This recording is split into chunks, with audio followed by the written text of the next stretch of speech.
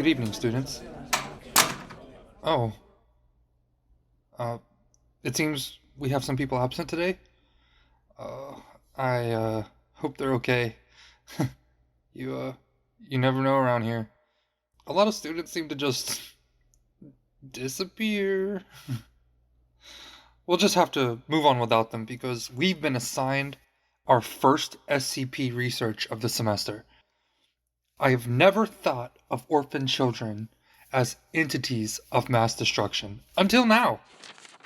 We've been assigned SCP-018-J, codename WARPHANS. Special Containment Procedures.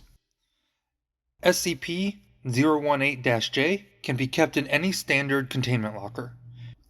Individuals at the site containing SCP-018-J should not be permitted access to secure facilities, classified information, motor vehicles, or alcohol solely on the basis of perceived adulthood. The description of SCP-018-J is a brown trench coat with no identifying labels or markings. When two or more individuals aged 16 or younger attempt to wear SCP-018-J simultaneously, it will expand to accommodate all wearers, such that they are hidden by the coat. This property has been confirmed to work for groups of up to 75 children.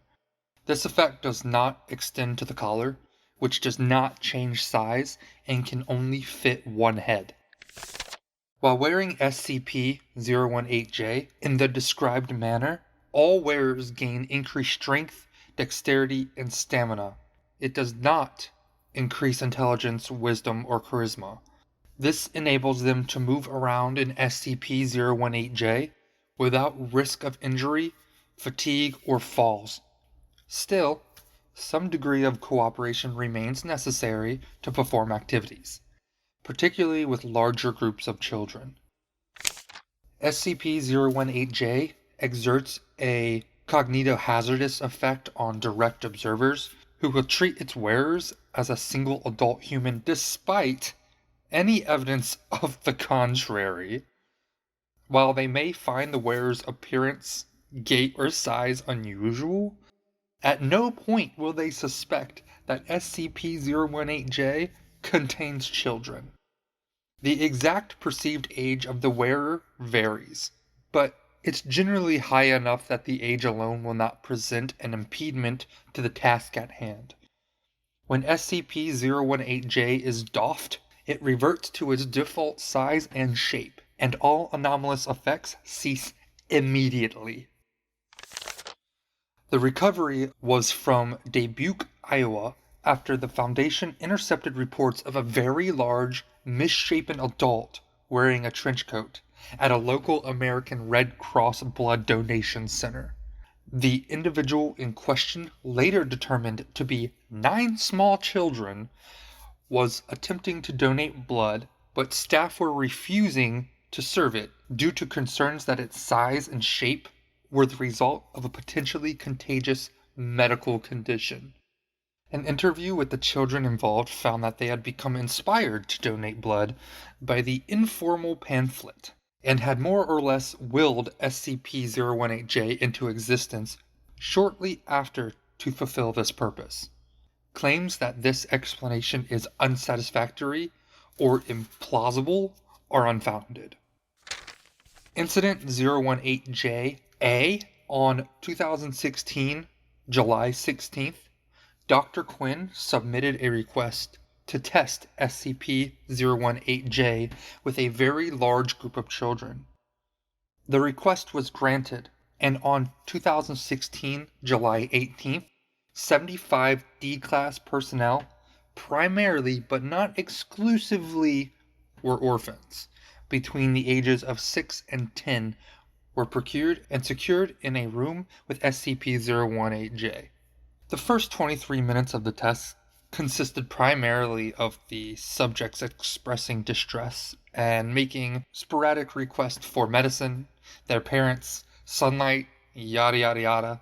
At 23 minutes and 19 seconds, D7145, codename Tricky Trickster, donned SCP-018-J, the other subjects perceived him to be an adult, and they deduced that SCP-018-J was a magical coat that turned the wearer into an adult and attempted to procure it for themselves.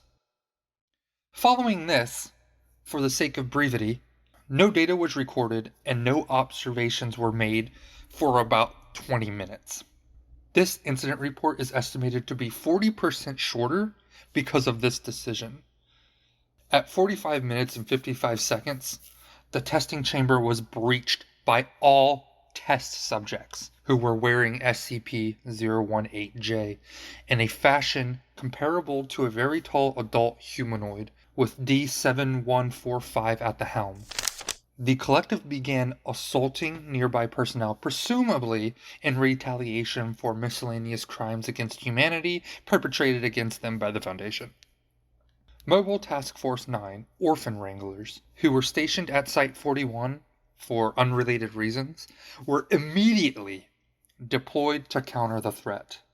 However, they failed to recognize the presence of orphans within SCP-018-J and were crushed by the group's fists while conferring with command to confirm their orders.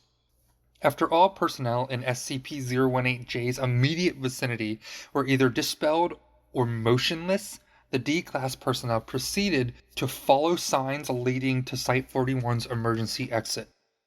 As Site-41 is located beneath an orphanage, it was feared that the breach would expose additional children to SCP-018-J, resulting in an apocalyptic chain reaction wherein SCP-018-J would develop a critical mass of children. We should also note there is no designation for this kind of K-Class scenario, mostly because qualified personnel have more important responsibilities than world destruction by children.